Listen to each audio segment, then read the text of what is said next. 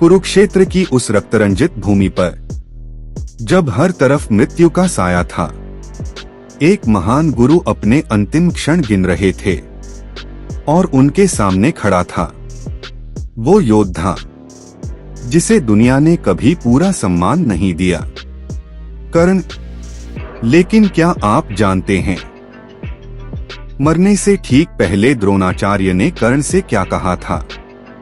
ऐसी बात जो अगर पहले पता चल जाती तो शायद महाभारत का इतिहास ही बदल जाता। महाभारत का युद्ध अपने सबसे भयानक चरण में पहुंच चुका था। कुरुक्षेत्र की धरती रक्त से लाल हो चुकी थी और हर दिशा में केवल विनाश का दृश्य दिखाई देता था। रथों के टूटे हुए पहिए, बिखरे हुए अस्त्र शस्त्र और घायल योद्धाओं की कराह उस वातावरण को और भी भयावह बना रही थी। और इसी अराजकता के बीच द्रोणाचार्य एक ऐसे योद्धा के रूप में खड़े थे जिनके सामने कोई टिक नहीं पा रहा था। उनकी आंखों में एक अलग ही तेज था, जैसे वे अब केवल युद्ध नहीं लड़ रहे बल्कि अपने भीतर के किसी अधूरे संकल्प को पूरा कर रहे हों। उस दिन उनकी शक्ति अपने चरम पर थी। उनके हर वार में ऐसा वेग था कि पांडवों की सेना बिखरती जा रही थी। भीम, नकुल, सहदेव जैसे महारथी भी उनके सामने ठहर नहीं पा रहे थे और अर्जुन के अलावा कोई भी ऐसा नहीं था जो उन्हें रोक सके। लेकिन अर्जुन भी उस समय युद्ध के दूसरे छोर पर व्यस्त था और यही कारण था कि द्रोणाचार्य उस दिन लगभग अजेय बन चुके थे। उनके मन में केवल एक ही लक्ष्य था, अपने कर्तव्य को अंत तक निभाना। लेकिन उस कर्तव्य के पीछे छिपा हुआ एक पिता का हृदय भी था जो अपने पुत्र अश्वत्थामा से गहराई से जुड़ा हुआ था और यही कमजोरी आगे चलकर उनकी सबसे बड़ी हार का कारण बनी। दूसरी ओर कर्ण, जो हमेशा से अपने अस्तित्व के लिए संघर्ष करता आया था, उस पूरे दृश्य को गहराई से देख रहा था। उसके मन में कई भावनाएं एक साथ उठ रही थीं।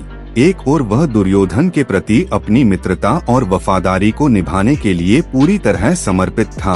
वहीं दूसरी ओर उसके भीतर एक योद्धा का गर्व और एक शिष्य का सम्मान भी था जो द्रोणाचार्य के प्रति महसूस होता था, भले ही उसे कभी उनका स्नेह पूरी तरह नहीं मिला। कर्ण का जीवन हमेशा विरोधाभासों से भरा रहा था। वह जन्म से महान था लेकिन समाज ने उसे कभी उस दृष्टि से नहीं देखा। उसे बार बार उसकी पहचान के कारण अपमान सहना पड़ा और यही कारण था कि वह अपने हर कार्य में खुद को साबित करने की आग में जलता रहा। जब वह द्रोणाचार्य को युद्ध भूमि में इस रूप में देखता है तो उसके भीतर एक अजीब सी भावना उत्पन्न होती है, जैसे वह समझ रहा हो कि यह केवल एक योद्धा का संघर्ष नहीं बल्कि एक इंसान का भीतरी युद्ध है। जब श्री कृष्ण ने यह समझ लिया कि द्रोणाचार्य को सीधे युद्ध में हराना लगभग असंभव है, तब उन्होंने एक ऐसी योजना बनाई जो इतिहास में हमेशा एक विवाद के रूप में देखी जाएगी, अश्वत्थामा की मृत्यु का भ्रम फैलाना। यह एक ऐसा क्षण था जब धर्म और अधर्म के बीच की रेखा धुंधली हो गई थी। युधिष्ठिर जैसे सत्यवादी को भी आधा सत्य बोलना पड़ा और जब द्रोणाचार्य ने यह सुना कि उनका पुत्र अब जीवित नहीं रहा तो उनके भीतर कुछ टूट गया। उनके हाथों से धनुष गिर गया, उनकी आंखों का तेज धीरे धीरे कम होने लगा और वे युद्ध के बीच ही ध्यान में बैठ गए, जैसे उन्होंने सब कुछ त्याग दिया हो। उस क्षण एक महान योद्धा नहीं बल्कि एक टूट चुका पिता दिखाई दे रहा था जिसने अपने जीवन का सबसे बड़ा सहारा खो दिया था। इसी समय कर्ण धीरे धीरे उनके पास आया।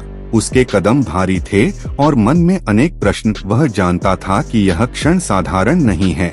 उसने धीमे स्वर में पुकारा, गुरुदेव। और द्रोणाचार्य ने बिना आंखें खोले ही उत्तर दिया, आ गए कर्ण, मुझे पता था कि तुम आओगे। इस एक वाक्य में जैसे वर्षों का अनुभव और समझ छिपी हुई थी। कर्ण कुछ क्षण चुप रहा, फिर उसने अपने मन की बात कही। उसने कहा कि उसने हमेशा उन्हें गुरु माना, भले ही उसे कभी उनका शिष्य होने का अधिकार नहीं मिला। उसकी आवाज में शिकायत भी थी और सम्मान भी। द्रोणाचार्य ने हल्की सी मुस्कान के साथ कहा कि कर्ण में कभी कोई कमी नहीं थी। उसकी प्रतिभा, उसका साहस और उसका धैर्य उसे महान बनाता है, लेकिन समाज की सीमाएं और उनके अपने निर्णय उसके मार्ग में बाधा बने। उन्होंने स्वीकार किया कि वे भी अपने समय और परिस्थितियों के बंधन में बंधे हुए थे और यही उनकी सबसे बड़ी कमजोरी थी। कर्ण के लिए यह सुनना आसान नहीं था। उसने अपने जीवन के हर उस क्षण को याद किया जब उसे अपमानित किया गया था, जब उसे केवल उसके जन्म के कारण कम समझा गया, और उसने द्रोणाचार्य से पूछा कि यदि वह योग्य था तो उसे कभी अर्जुन के समान स्थान क्यों नहीं मिला। द्रोणाचार्य ने गहरी सांस ली और कहा कि अर्जुन उनका प्रिय शिष्य था, लेकिन इसका अर्थ यह नहीं था कि कर्ण कम था, बल्कि यह उनके अपने झुकाव और परिस्थितियों का परिणाम था। उन्होंने स्वीकार किया कि कभी कभी इंसान न्याय करने की स्थिति में होते हुए भी पूरी तरह न्याय नहीं कर पाता, और यही उनके जीवन की सबसे बड़ी भूल थी। कुछ क्षणों की खामोशी के बाद द्रोणाचार्य ने गंभीर स्वर में कहा कि यह युद्ध अब अपने अंत के करीब है और बहुत जल्द कर्ण और अर्जुन का आमना सामना होगा। उन्होंने कहा कि यह केवल दो योद्धाओं का युद्ध नहीं होगा, बल्कि यह दो विचारों, दो जीवन यात्राओं और दो कर्तव्यों का टकराव होगा। कर्ण ने दृढ़ता से कहा कि वह अपने कर्तव्य के लिए तैयार है। उसने हमेशा दुर्योधन का साथ दिया है और अंत तक देगा।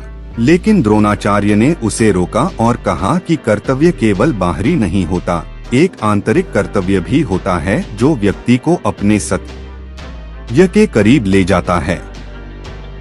उन्होंने कर्ण से कहा कि वह अपने जीवन के हर निर्णय को एक बार फिर से देखे, अपने भीतर झांके और समझे कि वह वास्तव में क्या चाहता है, क्योंकि यही समझ उसे अंतिम क्षणों में सही दिशा देगी। कर्ण उस समय एक गहरे द्वंद्व में था। एक ओर उसकी मित्रता और वचन थे, दूसरी ओर उसके भीतर का सत्य, लेकिन उसने हमेशा अपने वचन को सबसे ऊपर रखा था, और यही उसकी सबसे बड़ी शक्ति भी थी और कमजोरी भी। द्रोणाचार्य ने अंत में कहा कि महानता जन्म से नहीं बल्कि कर्मों से मिलती है, और कर्ण ने अपने कर्मों से वह स्थान प्राप्त किया है जो बहुत कम लोगों को मिलता है। उन्होंने कहा कि चाहे दुनिया उसे किसी भी रूप में देखे, लेकिन इतिहास उसे एक ऐसे योद्धा के रूप में याद करेगा जिसने अपने वचन और अपने स्वाभिमान के लिए सब कुछ त्याग दिया। उन्होंने यह भी कहा कि कभी कभी जीवन में सही और गलत का निर्णय स्पष्ट नहीं होता, लेकिन जो व्यक्ति अपने सिद्धांतों पर अडिग रहता है वही सच्चा योद्धा होता है। उस क्षण वातावरण जैसे स्थिर हो गया, युद्ध का शोर भी धीमा पड़ गया और समय मानो ठहर गया। कर्ण ने झुककर द्रोणाचार्य को प्रणाम किया। उसकी आंखों में नमी थी, लेकिन उसके चेहरे पर एक दृढ़ संकल्प भी था। उसने बिना कुछ कहे ही सब कुछ स्वीकार कर लिया था। द्रोणाचार्य ने उसे आशीर्वाद दिया और कहा कि वह अपने मार्ग पर अडिग रहे, चाहे परिणाम कुछ भी हो। इसके बाद द्रोणाचार्य फिर से ध्यान में लीन हो गए और कुछ ही समय बाद उनका अंत हो गया, लेकिन उनके शब्द कर्ण के भीतर गूंजते रहे, हर क्षण, हर युद्ध, हर निर्णय में। और शायद यही कारण था कि कर्ण ने अंत तक अपने वचन को निभाया। उसने कभी पीछे मुड़कर नहीं देखा, चाहे उसके सामने कितनी भी कठिनाइयां क्यों न आईं, और इसी अडिगता ने उसे इतिहास के सबसे महान और सबसे दुखद नायकों में से एक बना दिया। एक ऐसा योद्धा जिसकी कहानी केवल युद्ध की नहीं बल्कि त्याग, सम्मान और आंतरिक संघर्ष की भी कहानी है। द्रोणाचार्य तो चले गए, लेकिन उनके शब्द कर्ण के भीतर हमेशा जिंदा रहे। वो शब्द जिन्होंने एक योद्धा को और भी महान बना दिया और एक इंसान को अंदर से तोड़ भी दिया। कर्ण ने अंत तक अपना वचन निभाया, लेकिन शायद उसके दिल में कहीं न कहीं उन अंतिम शब्दों की गूंज हमेशा रही।